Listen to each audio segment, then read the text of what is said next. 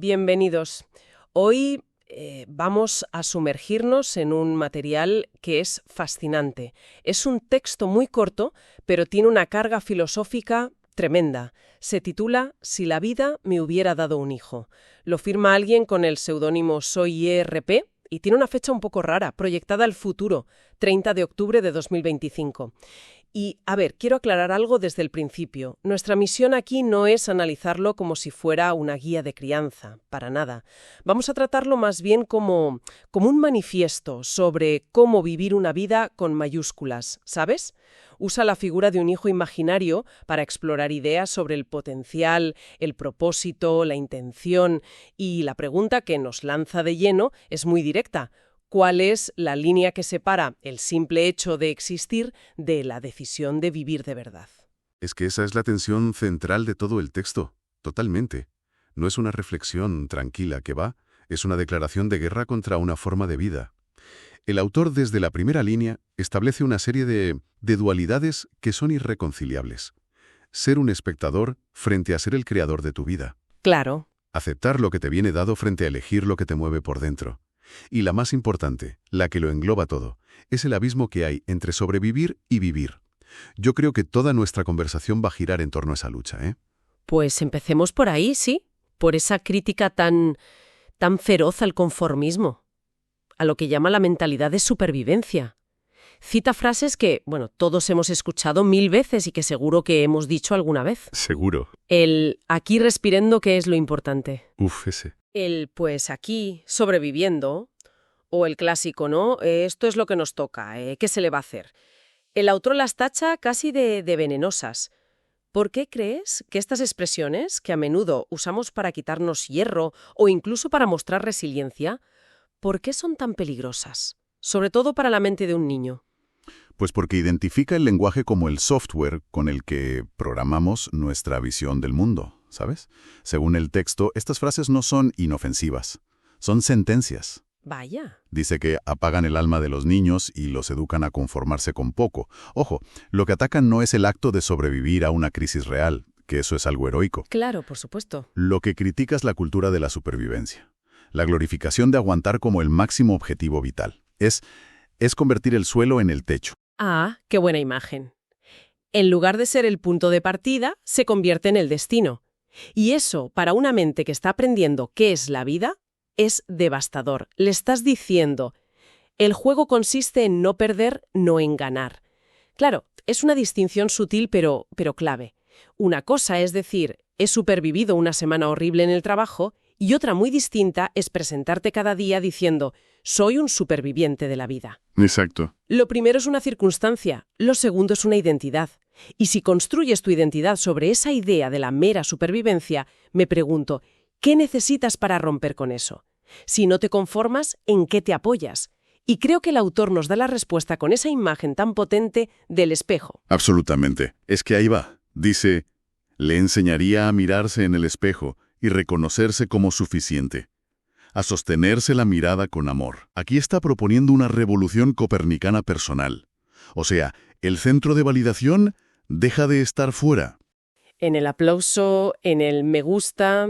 Eso es, en la aprobación de los demás. Y pasa a estar dentro. Es el desarrollo de lo que en psicología se llama un locus de control interno. Y lo expresa con una metáfora preciosa. Su reflejo es su raíz, su propia alma. Es que esa metáfora es la clave de todo. Piénsalo.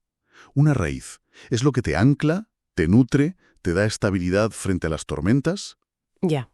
Si tu raíz es la opinión ajena, eres un árbol a merced de cualquier viento. Pero si tu raíz es tu propio reconocimiento, tu diálogo interno, entonces eres tú quien decide tu estabilidad. Y esta idea no es nueva. Resuena profundamente con la filosofía estoica.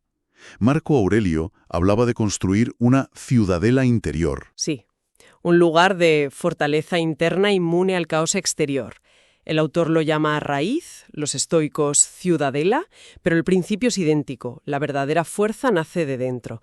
Entiendo la filosofía, pero llevarlo a la práctica en el mundo actual parece una tarea titánica. Vivimos bombardeados por la comparación constante en redes sociales, por la necesidad de validación externa.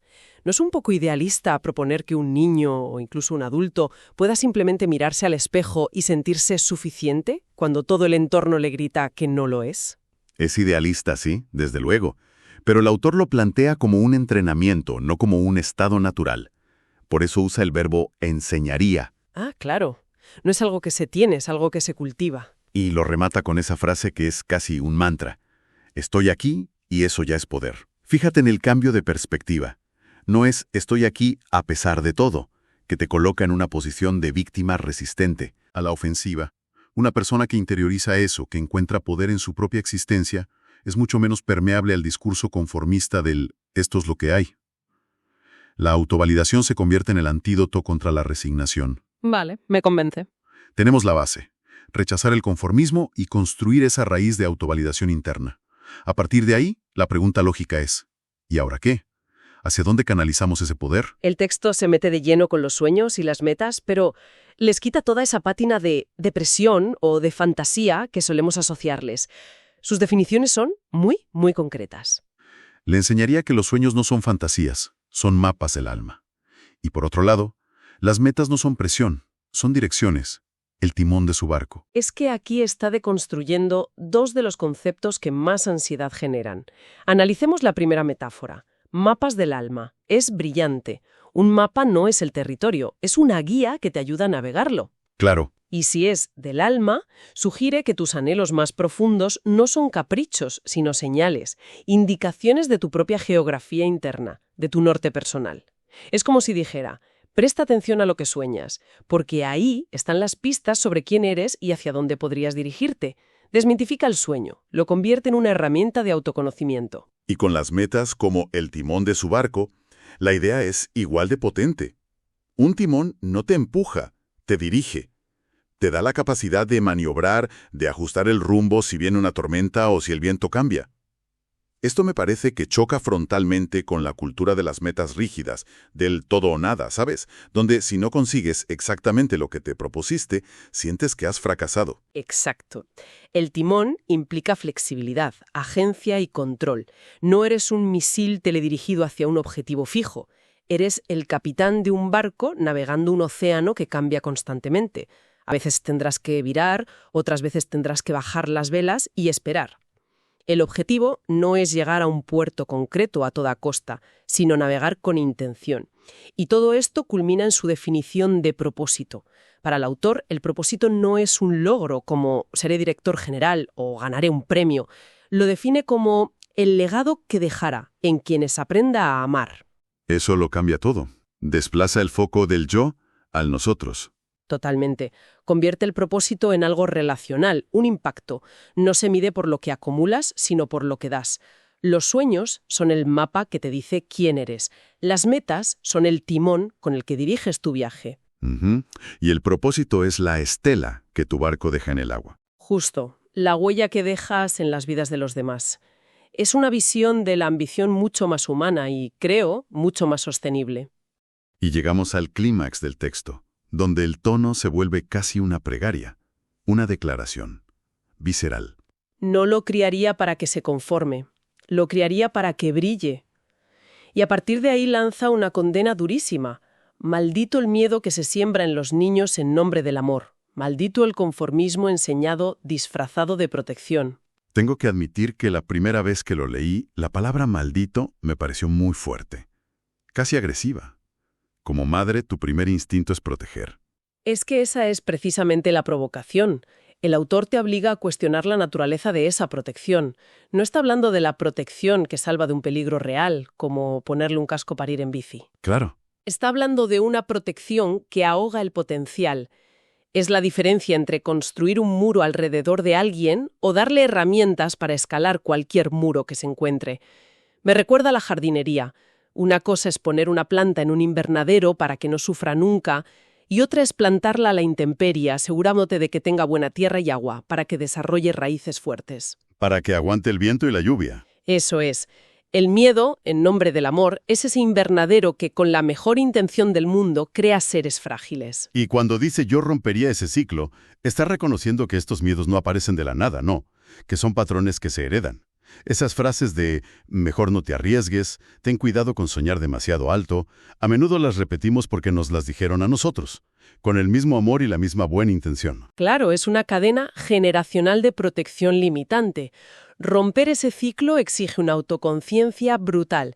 Exige que el adulto haga su propio trabajo de identificar esas cadenas invisibles que carga. Y la frase final de esta sección es la que resume toda su filosofía de empoderamiento. Promete que si su hijo dudara de sí mismo, él estaría ahí. Y aquí viene el giro magistral. No para salvarlo, sino para recordarle que nació para brillar. Esa distinción entre salvar y recordar me parece fundamental. Es la diferencia entre crear dependencia y fomentar la autonomía.